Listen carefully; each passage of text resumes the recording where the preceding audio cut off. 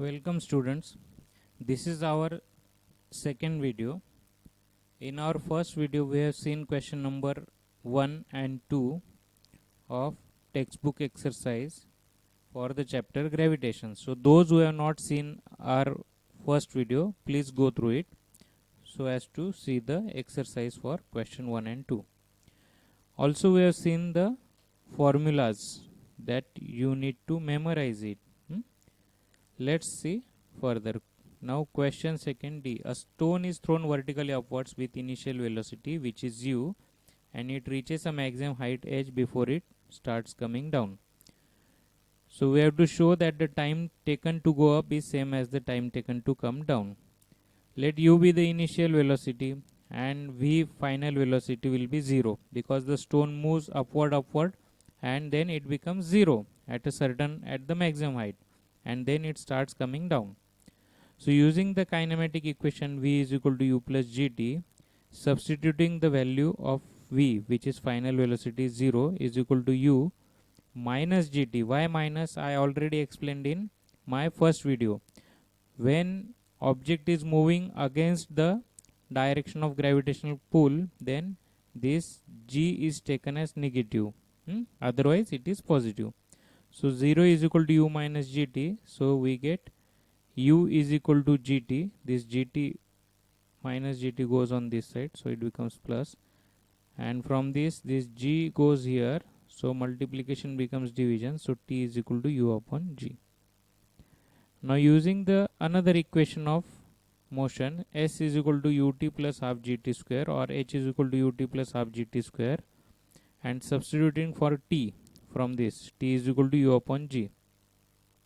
So u as it is, substituting for t, again g becomes minus, so minus half g as it is, substituting the value of t is equal to u upon g. Then solving this further, u into u square upon g minus half as it is, again u into g upon g square. So this g and 1g gets cancelled, so u square upon g, that is equal to half u square upon g. So u square is equal to twice gh. So u will be equal to square root of 2gh. All three under the square root sign. So t will be equal to, now again substituting for this u is square root of 2gh upon g. So that will be equal to square root of 2h upon g. This is our equation number 1. Now when stone moves downward, its initial velocity will be 0 because it moves up and then stops at the maximum height. So while coming down, initially it is 0, then its velocity keeps on increasing as it comes down. Its acceleration due to the gravitational force. So using kinematic equation of motion, v square is equal to u square plus 2gh. So v square will be equal to twice gh because u is 0.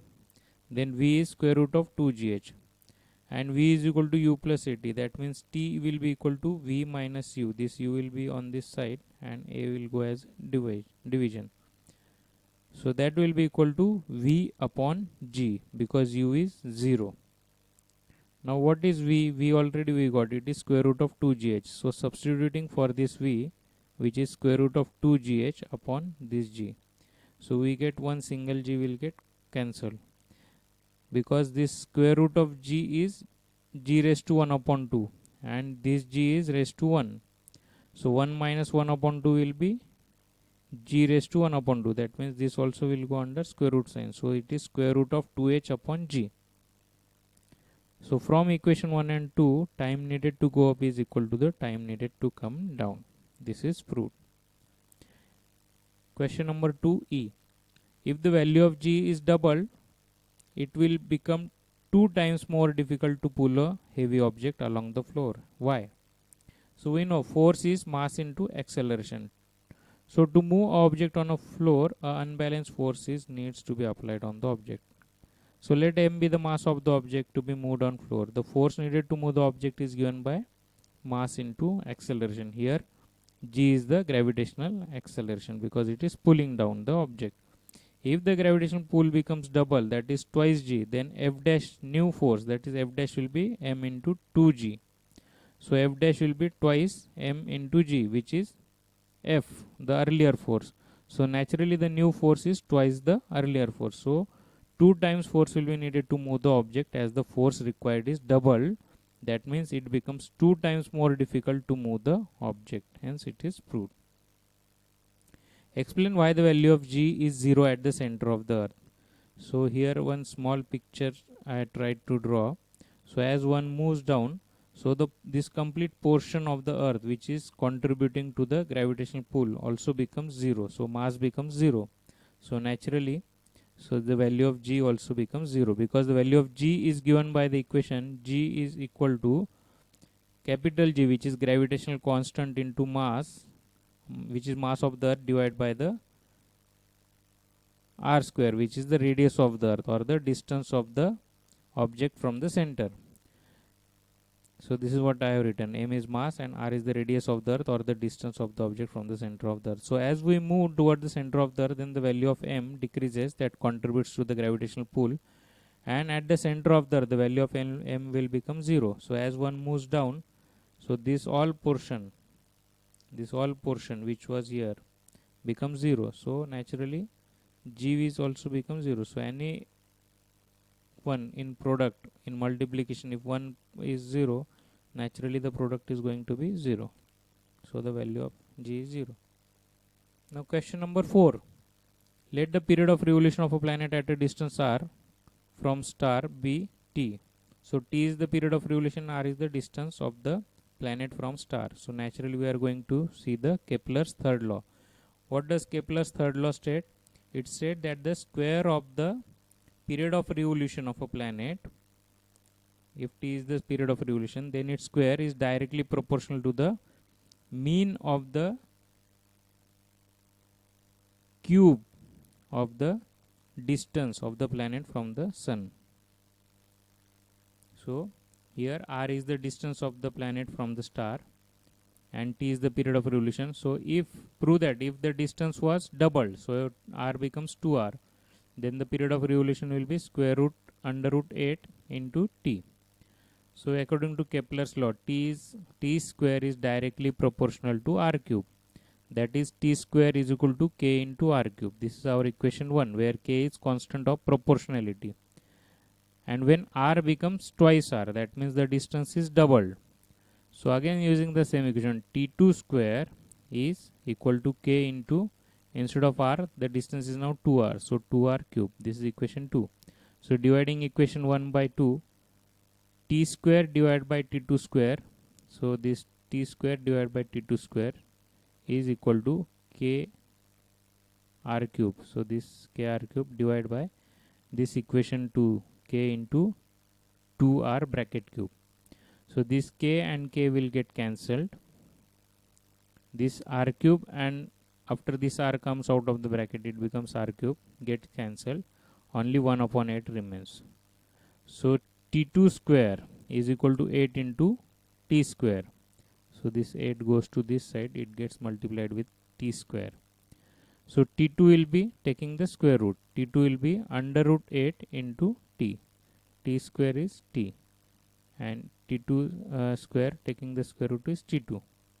And 8 goes inside the square root sign. So t2 is equal to under root 8 into t. Hence it is proved. Simple. Now question number 5. Solve the following examples. An object takes 5 seconds. That means the t is given as 5 seconds. Reach the ground from a height of 5 meter on a planet. So h is 5 meter. What is the value of g on the planet? We have to find the value of g.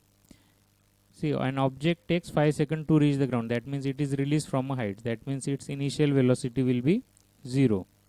And we have to find the value of g on the planet. Now using kinematic equation of motion, h is equal to ut plus half gt square. H is given, substitute the values, is equal to u is 0 because it is released from a height. So initially it was 0 velocity. Plus half g into, substitute for t, which is 5 seconds. And then solving 5 as it is, this 2 moves on this side, so 2 into 5, that is equal to g into 5 square is 25, that is 25g. and solving it we get g is equal to 10 upon 25, which is nothing but 0.4 meter per second square. So this is our answer. You can point out this answer in a bracket or in a bold or underline it. So it becomes easier for the examiner to check your paper.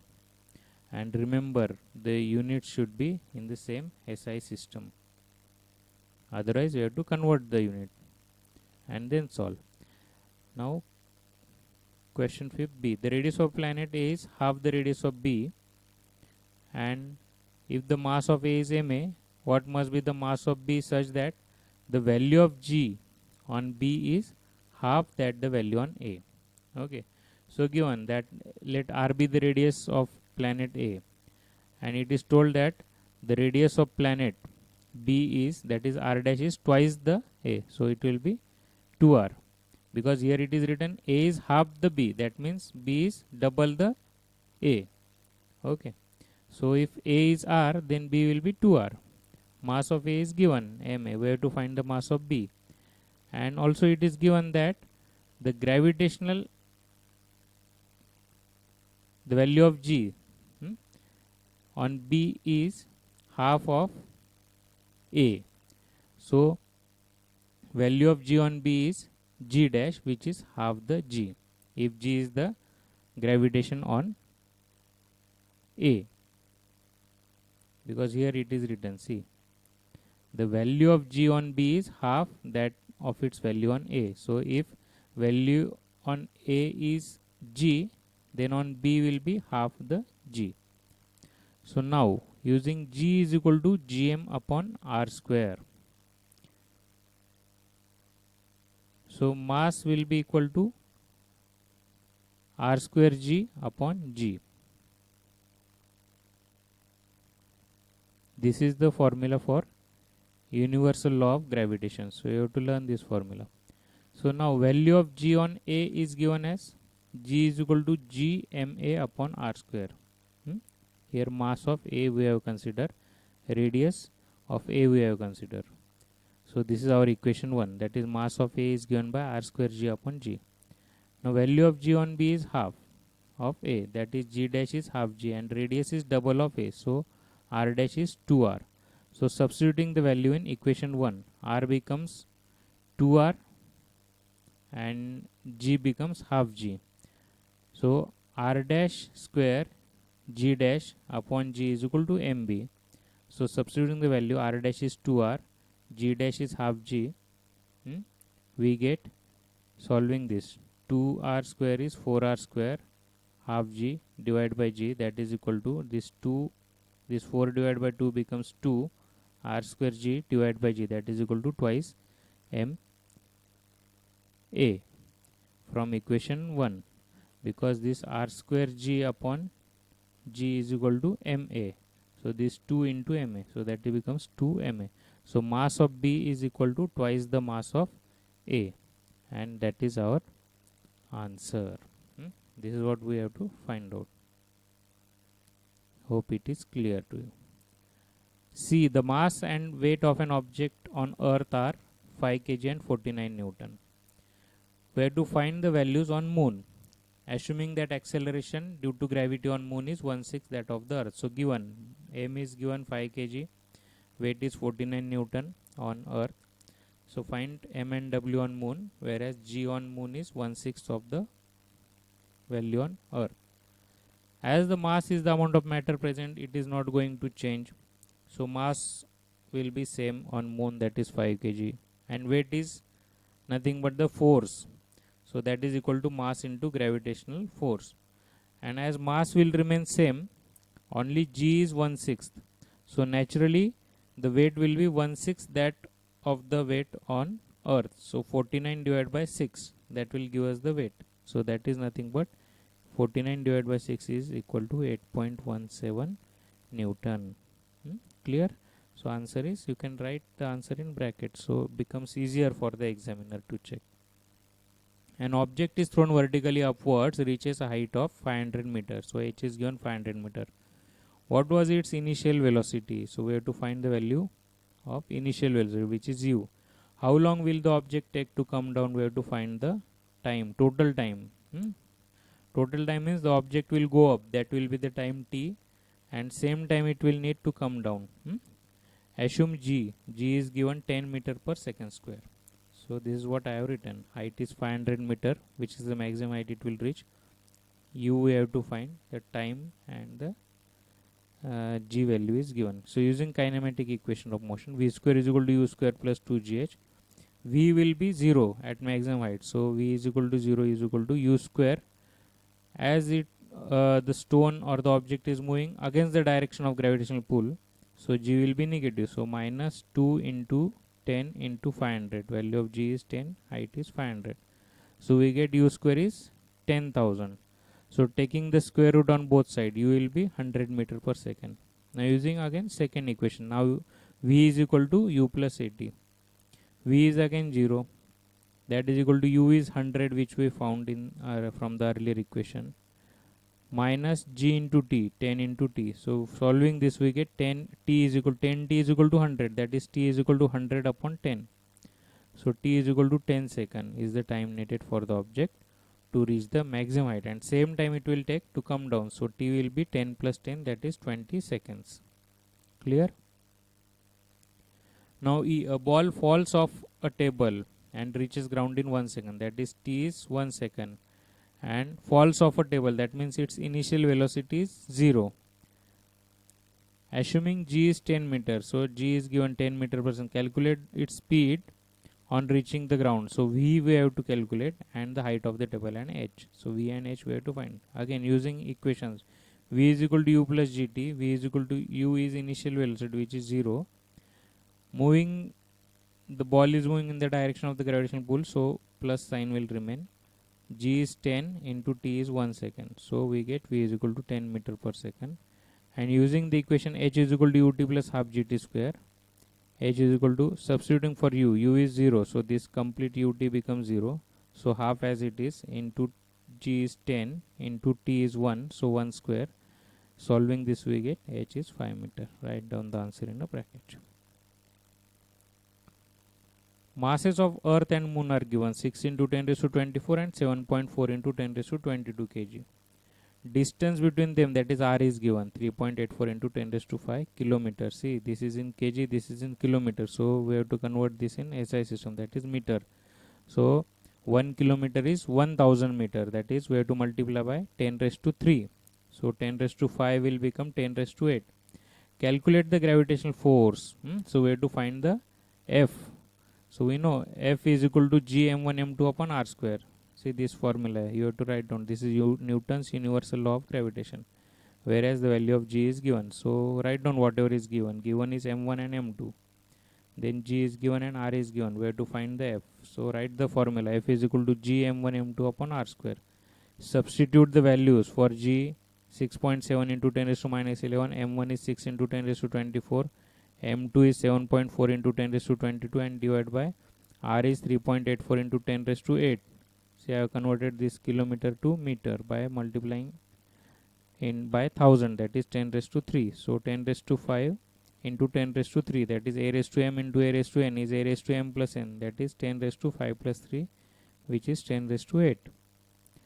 So solving this, 10 raised to 24 plus 10 raised to 22 minus 10 raised to 11. So a raised to m, a raised to n. So m plus n. So 24 plus 22 minus 11. This is what I have written here. And this is 10 in raised to 8 bracket raised to 2. So 10 raised to 16.